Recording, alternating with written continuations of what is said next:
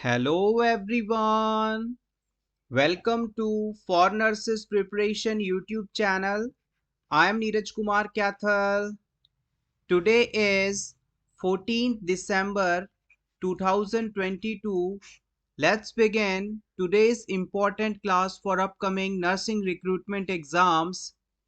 First question of this class is Universal Immunization Program in India was introduced in universal immunization programme Bharat में कब आया था ये आपको बताना है। 1968 के अंदर, 1978 के अंदर, 1985 के अंदर या फिर 1975 के अंदर। This question is very important for upcoming Rajasthan CHO exam और प्रीवियसली से पूछा भी गया है।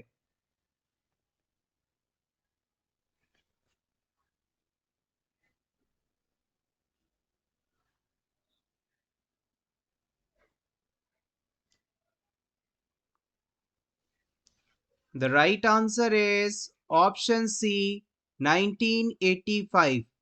यहाँ पर कुछ और इंपॉर्टेंट पॉइंट्स भी हम साथ में कवर करते हुए चलेंगे। सबसे पहले नोट कीजिएगा, हम यहाँ पर बात कर रहे हैं इम्यूनाइजेशन प्रोग्राम की। इम्यूनाइजेशन प्रोग्राम इंडिया के अंदर इम्यूनाइजेशन प्रोग्राम किसके द्वारा लेकर आया गया? अगर आपसे पूछ लिया जाए तो आप बता सकते हैं ministry of health and family welfare department के द्वारा। किन के द्वारा? Ministry of health and family welfare, इस डिपार्टमेंट के द्वारा भारत में इम्यूनाइजेशन प्रोग्राम चलाए जाते हैं। अब आपसे पूछा जा सकता है कि भारत के अंदर सबसे पहले कब इम्यूनाइजेशन प्रोग्राम आया गया? तो सबसे पहले यदि आपसे पूछा जाए तो आप बता सकते हैं 1978 के अंदर। 1978 के अंदर कौन आया था? ईपीआई आया था। ईपीआई का फुल फॉर्म क्या है? Expanded programme of immunization. Note कीजिएगा, एक्सपेंडेड प्रोग्राम ऑफ इम्यूनाइजेशन। इस प्रोग्राम के आने के बाद सेकेंड स्टेज के अंदर इस ईपीआई प्रोग्राम को ही कन्वर्ट किया गया यूआईपी के अंदर। कब कन्वर्ट किया गया? 1985 में, जो कि इस क्वेश्चन में आपसे पूछा भी गया था। किस में कन्वर्ट किया गया? यूपीआई में, सॉरी यूआईपी में। यूआईपी के अंदर इसे कन्वर्ट किया गया। यूआईपी, यूपीआई, इस तरह से आप इसे याद रख सकते हैं। It's like a trick. इसका फुल फॉर्म था यूनिवर्सल इम्यूनाइजेशन प्रोग्राम। इस तरह से आपको ये दो चीजें याद रखनी है। एक बार फिर से समझिएगा, भारत में इम्यूनाइजेशन प्रोग्राम को ministry of health and family department द्वारा कंडक्ट करवाया जाता है, इम्प्लीमेंट करवाया जाता है। और भारत में सबसे पहले ईपीआई आया था 1978 के अंदर। इसका फुल फॉर्म है एक्सपेंडेड प्रोग्राम ऑफ इम्यूनाइजेशन। इस प्रोग्राम में भारत के कुछ हिस्सों में विशेष जिला लेवल पर कुछ स्टेट्स के कुछ जिलों में ही इम्यूनाइजेशन प्रोग्राम की शुरुआत की गई थी। उसके बाद 1985 में, यानी लगभग 7 साल के बाद, इस ईपीआई प्रोग्राम को यूआईपी प्रोग्राम यानी यूनिवर्सल इम्यूनाइजेशन प्रोग्राम में कन्वर्ट किया गया। और यहाँ टारगेट रखा गया था कि 1989 से 1990 तक भारत के सभी डिस्ट्रिक्ट्स के अंदर इम्यूनाइजेशन प्रोग्राम को पहुंचाया जा सके। और इसी उद्देश्य के साथ 1985 में यूनिवर्सल इम्यूनाइजेशन प्रोग्राम की शुरुआत की गई थी। जब इस प्रोग्राम को लॉन्च किया गया तो ये दुनिया का सबसे बड़ा हेल्थ प्रोग्राम था। ये चीज भी आपसे पूछी जा सकती है। Ministry of health and family welfare department के द्वारा जो इम्यूनाइजेशन सर्विसेज प्रोवाइड की जाती हैं उनमें इन्फेंट्स, चिल्ड्रन और प्रेग्नेंट वुमेन को इंक्लूड किया जाता है। आप चाहें तो इसका स्क्रीनशॉट ले लें या फिर इसे नोट डाउन कर लें, ये सभी पॉइंट्स इंपॉर्टेंट हैं, पूछे जा सकते हैं। Next question, in BMW needles and syringe with fixed needle scalpels should be segregated in biomedical waste management concept के अनुसार ऐसी सभी सिरिंजेस जिसके ऊपर निडल्स ऑलरेडी फिक्स्ड आती हैं उन सभी को किस कलर बैग में डिस्कार्ड किया जाता है, सेग्रीगेट किया जाता है? Yellow, red, white, blue. Biomedical waste management बहुत ही इम्पॉर्टेंट टॉपिक है, यहाँ से क्वेश्चंस आपको देखने को जरूर मिलेंगे। The right answer is option C, white colour bin. जितने भी तीखी नुकीली चीजें हैं जैसे कि निडल्स वगैरह वाली, ये सभी वाइट कलर के पंचर प्रूफ कंटेनर में इकट्ठी की जाती हैं, सेग्रीगेट की जाती हैं। Next question, joints of skull are known as. हमारे स्कल एरिया में यानी हेड एरिया में पाई जाने वाली बोन्स के बीच जो जॉइंट्स पाए जाते हैं उन्हें आप किस नाम से जानते हैं? Suture joint, cartilaginous joint, synovial joint या फिर ये सभी? स्कल बोन आपस में जिस जॉइंट द्वारा जुड़ती हैं उसे क्या कहा जाता है?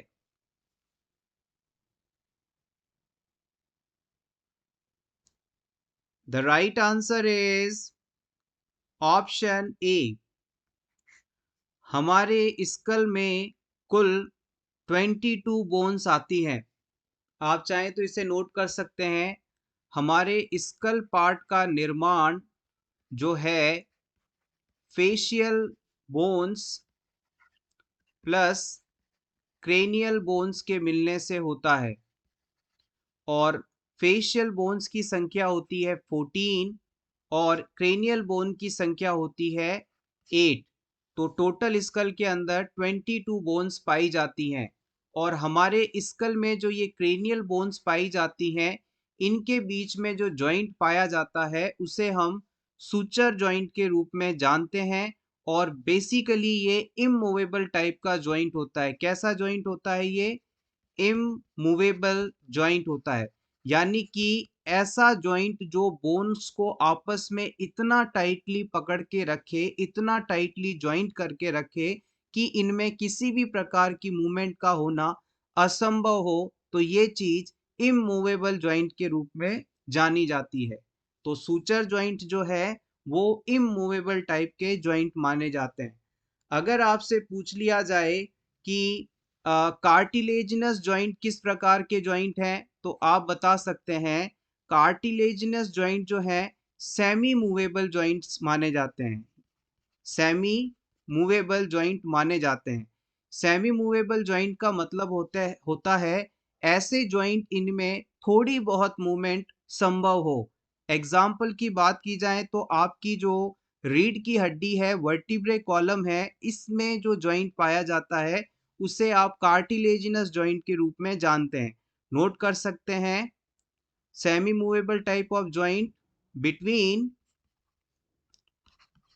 Vertebral bones.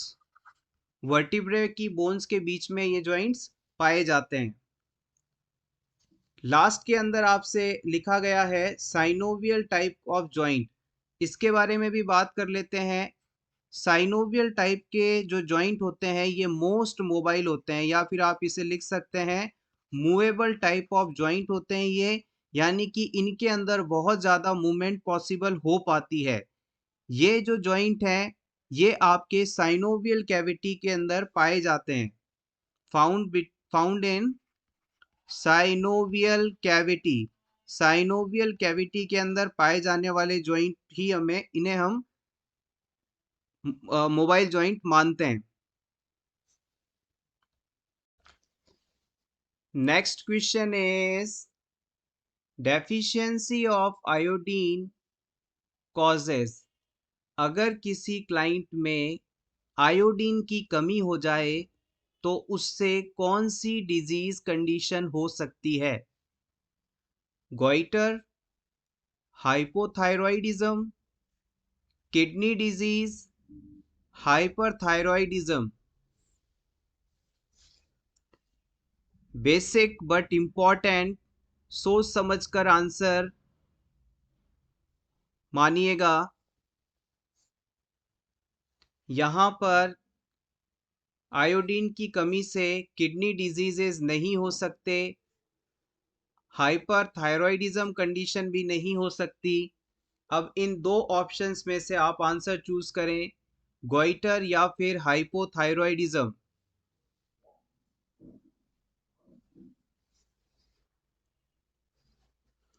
यहां पर सही जवाब रहेगा ऑप्शन ए, गॉइटर।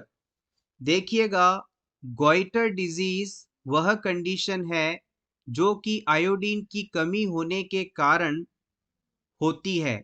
इसमें आपके गले के अंदर थायराइड ग्लैंड के अंदर इन्फ्लामेशन हो जाती है।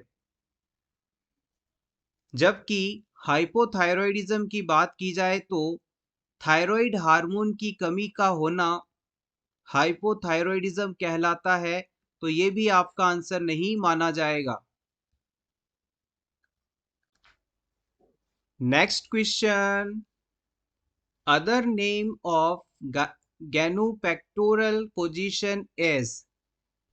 गैनोपेक्टोरल पोजीशन का दूसरा नाम आपको बताना है। Lithotomy, Trendelenburg, knee chest, CIMS.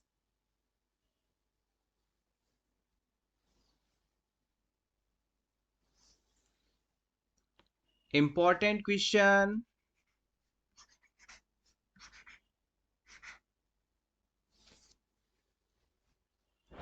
The right answer is option C. आइए वन बाय वन सभी ऑप्शंस की बात कर लेते हैं। सबसे पहले हम बात करते हैं लिथोटॉमी पोजीशन की।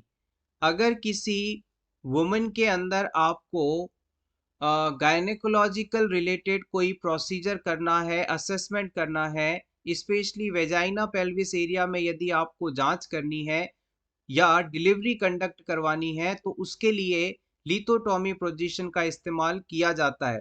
इस पोजीशन को देने के लिए वुमेन को हम सुपाइन पोजीशन में लिटा देते हैं और उसके बाद वुमेन के जो लोअर बॉडी वाला एरिया है उसे 90 डिग्री पर इस प्रकार से फ्लेक्स किया जाता है और उसके बाद उसके लेग्स को कुछ इस प्रकार से नीचे स्प्रिंग्स का सपोर्ट देते हुए हवा में रखा जाता है। इस प्रकार की जो पोजीशन होती है उसे हम लिथोटॉमी पोजीशन के नाम से जानते हैं। बेसिकली ये फीमेल में पेल्विक एरिया, पेल्विक ऑर्गन्स आदि का असेसमेंट में इस्तेमाल की जाती है। ट्रेंडलबर्ग पोजीशन की यदि बात की जाए तो इसमें पेशेंट को सुपाइन पोजीशन में लिटाने के बाद उसके पैरों वाला जो हिस्सा है उसे सिर वाले हिस्से की तुलना में थोड़ा सा ऊपर की तरफ रखते हैं, यानी कि हेड साइड डाउन रहेगा, लेग साइड थोड़ा सा अप रहेगा। और इस प्रकार की पोजीशन का इस्तेमाल हम उन पेशेंट्स में करते हैं जिनके अंदर शॉक डेवलप हो चुका है। अगर व्यक्ति को हाइपो वॉलेमिक टाइप का शॉक है तो इस प्रकार की पोजीशन दी जाती है ताकि ग्रेविटी इफेक्ट के कारण उसकी लोअर बॉडी से जो फ्लूइड का शिफ्ट है अपर बॉडी की तरफ ज्यादा हो और वाइटल ऑर्गन्स तक पर्याप्त मात्रा में ब्लड सप्लाई पहुंच सके। इसे आप ट्रेंडलनबर्ग पोजीशन के नाम से जानते हैं। आखिरी के अंदर बताया गया है सिम्स पोजीशन। इसे कई बार सिम्स लेटरल या लेफ्ट लेटरल पोजीशन के नाम से भी जानते हैं। इसे सिंपली कहा जाए तो बाईं करवट में लेटाना। बाईं करवट में क्लाइंट को लिटाया जाता है और इस प्रकार की पोजीशन का इस्तेमाल एनीमा लगाने के लिए किया जाता है। फाइनली नी चेस्ट पोजीशन की बात की जाए तो यह वह पोजीशन है जिसमें क्लाइंट का चेस्ट वाला हिस्सा और नी वाला हिस्सा पूरी बॉडी के वेट को बियर करते हैं, बेड साइड के संपर्क में रहते हैं और बाकी पूरी बॉडी हवा में रहती है।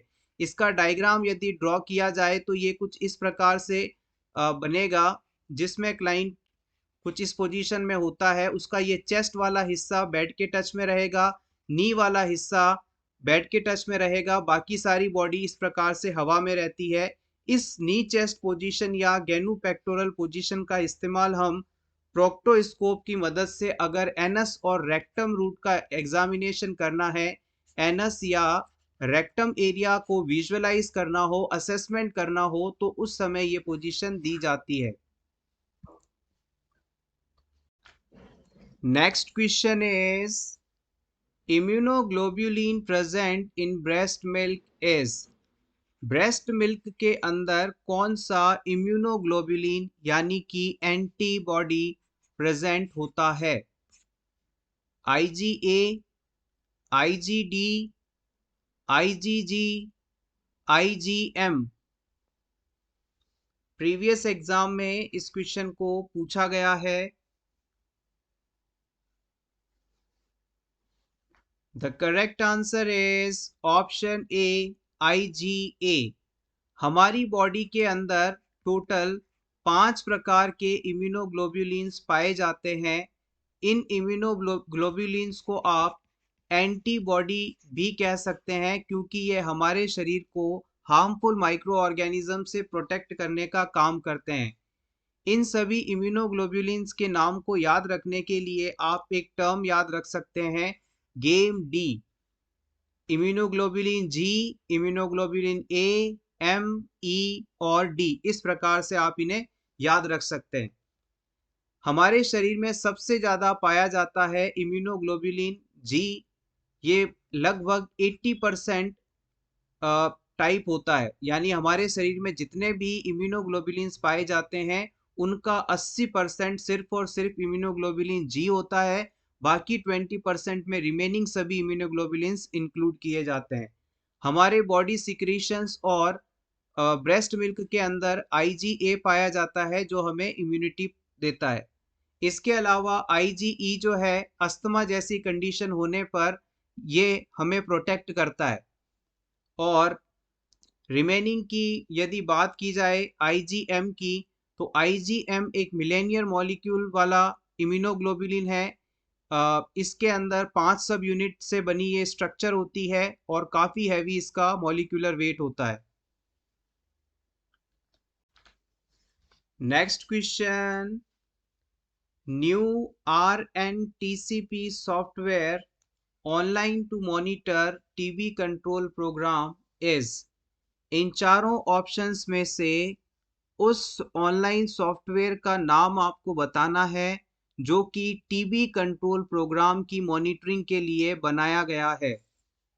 ऑप्शन 1 निक्षय, बी नीच, 3 ई-डॉट्स, 4 निर्भय।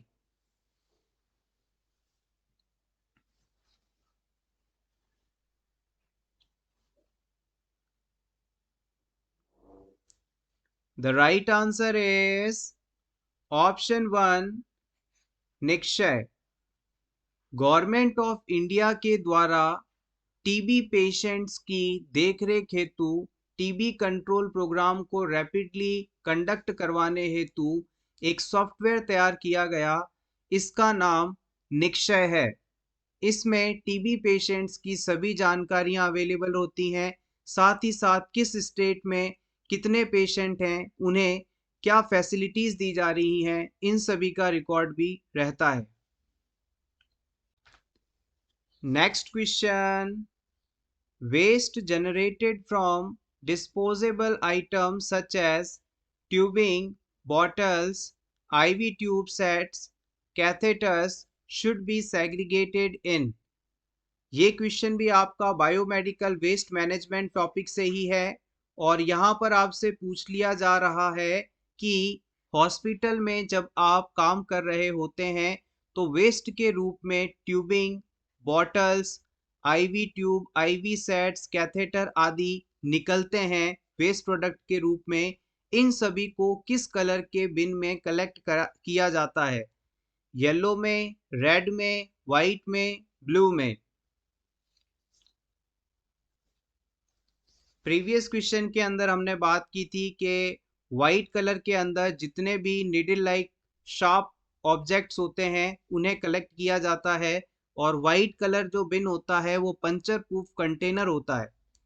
अब याद रखिएगा यहाँ पर जितने भी आइटम्स बताए गए हैं सभी प्लास्टिक प्रोडक्ट्स हैं। यहाँ पर सभी प्लास्टिक प्रोडक्ट्स हैं और जितना भी प्लास्टिक वेस्ट होता है उससे हम रेड कलर बिन में कलेक्ट करते हैं। इसे याद रखने का तरीका है RED, रेड। रेड में R है और R फॉर रबर होता है, यानी कि जितने भी रबर या प्लास्टिक का वेस्ट है वो सभी रेड कलर के बिन में कलेक्ट किए जाएंगे। Next question, which antibody crosses the placenta? इनमें से कौन सी एंटीबॉडी प्लेसेंटा को क्रॉस करके बच्चे तक पहुंच सकती है? IgA, IgG, IgE, IgM?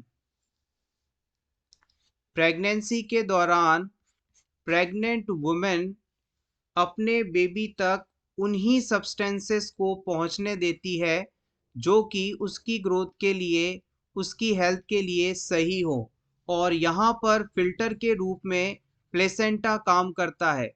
इस प्लेसेंटा के द्वारा सिर्फ और सिर्फ बच्चे के लिए हेल्दी चीज़ों को ही पहुंचने दिया जाता है।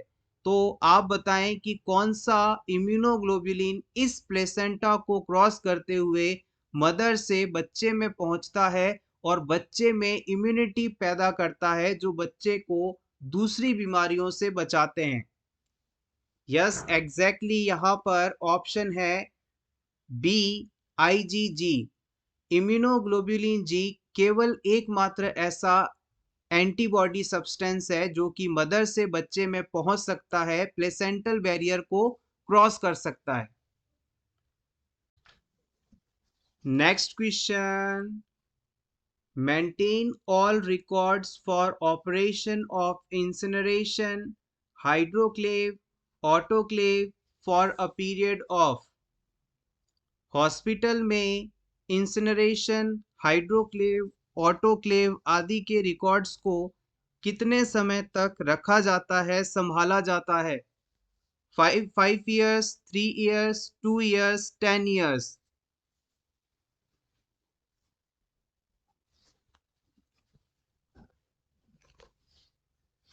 The right answer is option A, 5 years. Next question is, edema is an important clinical manifestation in a child suffering from kwashiorkor. What is the cause of edema? किसी बच्चे को यदि क्वाशियोर्कर डिजीज हो जाए तो उसके अंदर एडिमा एक इम्पॉर्टेंट फाइंडिंग के रूप में देखने को मिलती है। कल की क्लास में हमने इस चीज़ को डिस्कस भी किया था। इस क्वेश्चन में आपको बताना है कि क्वाशियोर्कर डिजीज में बॉडी में डेवलप हुई एडिमा किस कारण से होती है? ऑप्शन 1, हाइपोएल्ब्यूमिनीमिया के कारण। Option B, lack of calcium के कारण। ऑप्शन 3, लैक ऑफ एनर्जी के कारण। ऑप्शन 4, हाइपर एल्ब्यूमिनीमिया के कारण।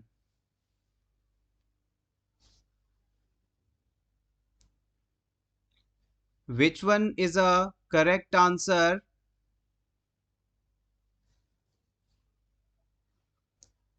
The right answer is option 1, हाइपोएल्ब्यूमिनीमिया। हमारे ब्लड के अंदर सबसे ज़्यादा पाया जाने वाला प्रोटीन टाइप है एल्ब्यूमिन। एल्ब्यूमिन प्रोटीन साइज में काफ़ी छोटा होता है, लेकिन बाकी सभी प्रोटीन की तुलना में ये ज़्यादा भी पाया जाता है। जब इस प्रोटीन का लेवल हमारे ब्लड के अंदर नॉर्मल होता है, तो ये प्रोटीन ब्लड वेसल के अंदर जितना भी फ्लूइड है, उसे ब्लड वेसल के अंदर ही रोक कर रखता है। अगर किसी वजह से इस प्रोटीन कंटेंट की कमी हो जाए, तो ब्लड वेसल से ये जो लिक्विड कंटेंट है, फ्लूइड है, ये ब्लड वेसल से बाहर की तरफ मूव करने लगेगा और इसकी वजह से पूरे शरीर के ऊपर सूजन डेवलप हो जाएगी, एडिमा डेवलप हो जाएगा। तो इसी कारण से जो छोटे बच्चे हैं उनमें क्वाशियोर्कर डिजीज जब होता है तो प्रोटीन की कमी होती है और प्रोटीन एल्ब्यूमिन की कमी के कारण उनकी बॉडी पे एडिमा डेवलप हो जाती है। Next question is a patient says to nurse that he is having difficulty getting to sleep at night. Which suggestion could the nurse make to help the patient? Hospital में admit patient आपसे पूछता है कि उसे रात में सोने में दिक्कत आ रही है, नींद नहीं आ रही है, तो इस पेशेंट को एज अ नर्स आप क्या सजेशन देना चाहेंगे? Option A, exercise shortly before going to bed, सोने से पहले कुछ देर एक्सरसाइज करने के लिए कहेंगे। Option B, drink a cola beverage during the evening, शाम के समय कोला जैसे पेय पदार्थ पीने के लिए कहेंगे। Option C, watch television after going to bed, bed पर जाने के बाद कुछ देर टेलीविजन देखने के लिए कहेंगे। या फिर option D, drink warm milk before going to bed, bed पर जाने से थोड़ा समय पहले हल्का गर्म दूध पीने का सजेशन देंगे।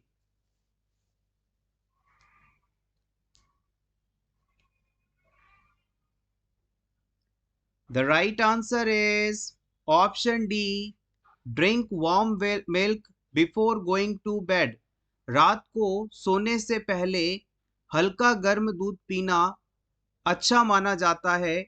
इसका रीज़न ये है कि जितने भी मिल्क या डेयरी प्रोडक्ट्स होते हैं, उनके अंदर ट्रिप्टोफेन नामक एमिनो एसिड पाया जाता है, जो कि नींद लाने में मददगार होता है। आप चाहें तो नोट कर सकते हैं इस एमिनो एसिड का नाम ट्रिप्टोफेन। इसके अलावा दूध के अंदर मिलेटोनिन नामक हार्मोन भी पाया जाता है, जो कि हमारी बॉडी में स्लीप वेक साइकिल को रेगुलेट करता है, यानी व्यक्ति के सोने और जागने का जो साइकिल है उसे भी रेगुलेट करता है। मिलेटोनिन ये भी दूध के अंदर पाया जाता है। Next question, all of the following provide passive immunity to the infant except word पर गौर करिएगा।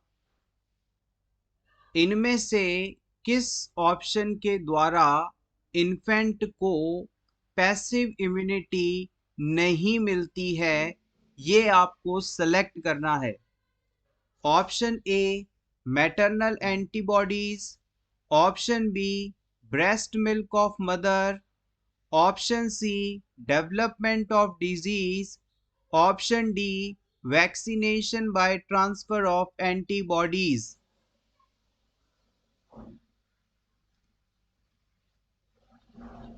Basic but important question.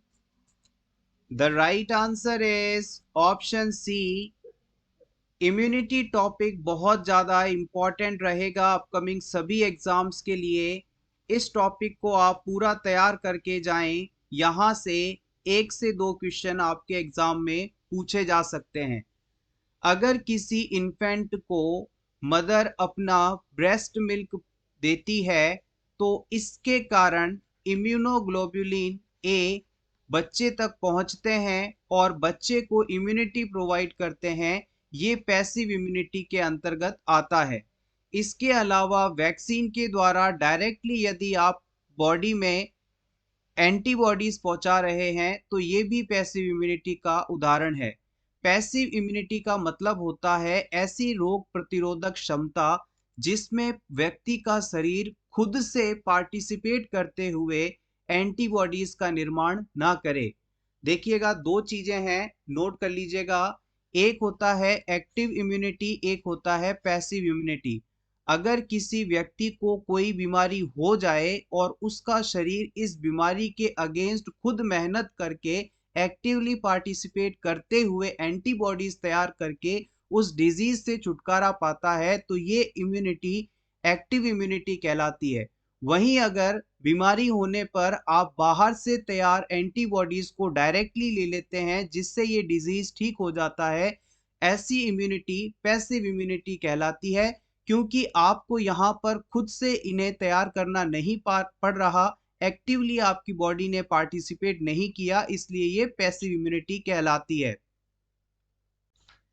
Next question, mitral valve also known as, mitral valve को आप और किस नाम से भी जानते हैं? Bicuspid, tricuspid, tetracuspid, monocuspid. Mitral valve आपके हार्ट के लेफ्ट साइड में पाया जाता है।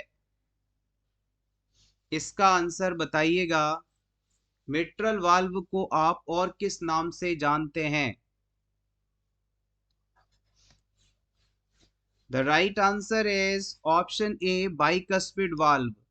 मिट्रल वाल्व को आप बाइकस्पिड वाल्व कह सकते हैं या फिर लेफ्ट एट्रियोवेंट्रिकुलर वाल्व के नाम से भी जानते हैं। वहीं अगर आपसे पूछ लिया जाए कि राइट साइड में मौजूद राइट एट्रियोवेंट्रिकुलर वाल्व को और किस नाम से जाना जाता है, तो आप बताएंगे ट्राइकस्पिड वाल्व के नाम से। मिट्रल वाल्व या बाइकस्पिड वाल्व टू कस्प वाली स्ट्रक्चर से बना होता है, जबकि ट्राइकस्पिड वाल्व जो कि राइट एट्रियम और राइट वेंट्रिकल के बीच पाया जाता है, वो तीन कस्प वाली स्ट्रक्चर होता है, जो कि देखने में कुछ इस तरह से दिखाई देता है। Next question, test used to detect hip instability is, hip instability को डिटेक्ट करने के लिए कौन सा टेस्ट इस्तेमाल किया जाता है? Barlow's test, Weber test, Fallon test, Allen test. Yes, exactly option A is correct here. Barlow's test का इस्तेमाल हिप इंस्टेबिलिटी को डिटेक्ट करने के लिए किया जाता है। Next question, intrinsic factor is secreted by, intrinsic factor का सिक्रीशन किसके द्वारा होता है? ऑप्शन 1, चीफ सेल्स के द्वारा, ऑप्शन 2, ऑक्सिंटिक सेल्स के द्वारा, ऑप्शन 3, फंडिक सेल्स के द्वारा, ऑप्शन 4, मास्ट सेल्स के द्वारा।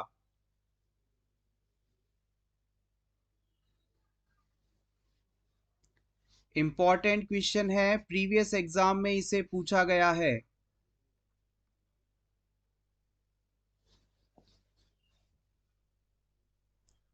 The right answer is option 2, oxyntic cells. यहां पर कुछ इंपॉर्टेंट पॉइंट्स हैं, इन्हें आप चाहें तो नोट कर सकते हैं। आपकी जो ये ऑक्सेंटिक सेल्स हैं, इन्हें आप पैराइटल सेल्स के नाम से भी जानते हैं। आप चाहें तो यहां लिख सकते हैं पैराइटल सेल्स। इन सेल्स के लिए एक और नाम यूज किया जाता है, वो है डेलोमॉर्फस सेल्स। डेलोमॉर्फस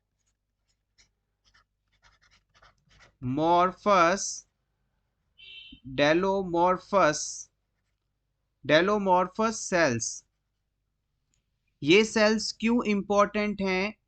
इन सेल्स के द्वारा जो इंट्रिंसिक फैक्टर सिक्रीट किया जाता है, ये विटामिन B12 का एब्जॉर्प्शन करवाता है। विटामिन B12 एब्जॉर्प्शन, अगर आप जानते ही हैं विटामिन B12 एब्जॉर्ब नहीं होगा तो व्यक्ति को पर्नीशियस एनीमिया जैसी कंडीशन हो सकती है। आपकी इन्हीं पैराइटल या ऑक्सेंटिक सेल्स के द्वारा HCl का भी सिक्रीशन किया जाता है, जो कि फूड के डाइजेशन के लिए इसेंशियल होता है। इसके अलावा यदि आपसे पूछ लिया जाए कि चीफ सेल्स के द्वारा कौन सा कंटेंट सिक्रीट किया जाता है, तो आप बता सकते हैं चीफ सेल्स के द्वारा पेप्सिनोजन का सिक्रीशन होता है। यहां से ये सभी पॉइंट्स इंपॉर्टेंट रहेंगे। एक बार फिर से क्विकली रिवाइज कर लेते हैं। इंट्रिंसिक फैक्टर विटामिन B12 के एब्जॉर्प्शन के लिए आवश्यक है। अगर विटामिन B12 एब्जॉर्ब नहीं होगा तो पर्नीशियस एनीमिया जैसी कंडीशन हो सकती है। विटामिन B12 को हम साइनोकोबालामिन के नाम से भी जानते हैं। इंट्रिंसिक फैक्टर को सिक्रीट करने वाली सेल्स स्टमक में पाई जाती हैं। इन्हें हम ऑक्सिंटिक सेल्स, पैराइटल सेल्स या डेलोमॉर्फस सेल के नाम से भी जानते हैं। इन ऑक्सिंटिक सेल्स के द्वारा HCl का सिक्रीशन भी किया जाता है, हाइड्रोक्लोरिक एसिड का सिक्रीशन भी किया जाता है, जो कि फूड के डाइजेशन के लिए इसेंशियल है। साथ ही साथ इस HCl के द्वारा अगर फूड कंटेंट में किसी प्रकार के हार्मफुल माइक्रो ऑर्गेनिज्म भी आते हैं तो उन्हें ये डिस्ट्रॉय करने का काम भी करता है। इसके अलावा अगर आपसे पूछ लिया जाए कि कौन सी सेल्स पेप्सिनोजन का सिक्रीशन करती हैं, तो आप बता सकते हैं कि chief cells of the stomach. Take screenshot for your revision. Next question is external respiration is. इनमें से एक्सटर्नल रेस्पिरेशन की डेफिनेशन कौन सी है? Option 1, exchange of the gases between blood and cells। Blood और सेल्स के बीच में गैसेस का exchange. Option 2, exchange of gases between blood and lungs। Lungs और ब्लड के बीच में गैसेस का exchange. Option 3, combining oxygen with hemoglobin to form oxyhemoglobin. Oxygen और हीमोग्लोबिन का आपस में जुड़कर ऑक्सीहीमोग्लोबिन कंपोनेंट को तैयार करना। Option 4, transportation of oxygen from lungs to tissue. Oxygen को लंग्स से लेकर टिश्यूज तक पहुंचाना। एक्सटर्नल रेस्पिरेशन की डेफिनेशन को आप सेलेक्ट करें। Important question.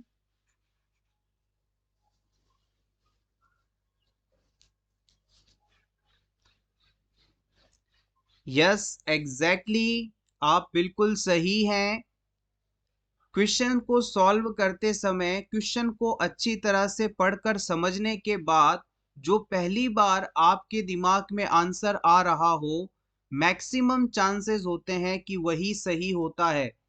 ये हमेशा ट्रिक काम नहीं करती है, लेकिन मोस्ट ऑफ द टाइम ऐसा होता है कि आपके द्वारा जो पहली बार आंसर सोचा जाता है उसके सही होने की संभावना सबसे ज्यादा होती है। आप जितना क्वेश्चन में डीप जाएंगे उतने ही ज्यादा चांसेस हैं कि आपके द्वारा गलत ऑप्शन का सिलेक्शन किया जाए। तो यहाँ पर आपने अगर ऑप्शन 2 को सेलेक्ट किया है तो आप बिल्कुल सही हैं। एक्सटर्नल रेस्पिरेशन का मतलब होता है कि जब आप गैस को इन करते हैं, ये ब्लड में मिलकर टिश्यूज तक जाती है और टिश्यू में अपनी मेटाबॉलिज्म कंप्लीट होने के बाद जो oxygen carbon dioxide rich blood है उसे वापस लंग्स तक भेजा जाता है। लंग्स द्वारा इस गैस को वापस बॉडी से बाहर निकाल देना एक्सटर्नल रेस्पिरेशन कहलाता है। तो हम कह सकते हैं कि जब ब्लड और लंग्स के बीच में गैस का एक्सचेंज हो और इस गैस को जिसमें CO2 की मात्रा ज्यादा और CO2 की मात्रा ज्यादा और ऑक्सीजन की मात्रा कम है, उसे एक्सटर्नल रेस्पिरेशन कहते हैं। वहीं अगर ब्लड और बॉडी टिश्यू या सेल्स के बीच में गैसियस एक्सचेंज हो रहा है तो इसे हम इंटरनल रेस्पिरेशन के नाम से जानते हैं। शरीर के अंदर ब्लड और सेल्स के बीच में गैस का ऑक्सीजन और कार्बन डाइऑक्साइड का एक्सचेंज होना इंटरनल रेस्पिरेशन है और लंग्स और ब्लड के बीच में एक्सचेंज होना एक्सटर्नल रेस्पिरेशन कहलाता है। सो एवरीवन, ये था हमारा आज का लेक्चर। होपफुली आपको आज के ये क्वेश्चंस अच्छे लगे होंगे। क्लास अच्छी लगी हो तो प्लीज इसे लाइक कर दीजिएगा और इसी तरह के रेगुलर वीडियोस देखने के लिए for nurses preparation YouTube channel को सब्सक्राइब करें। Thanks a lot. Best of luck.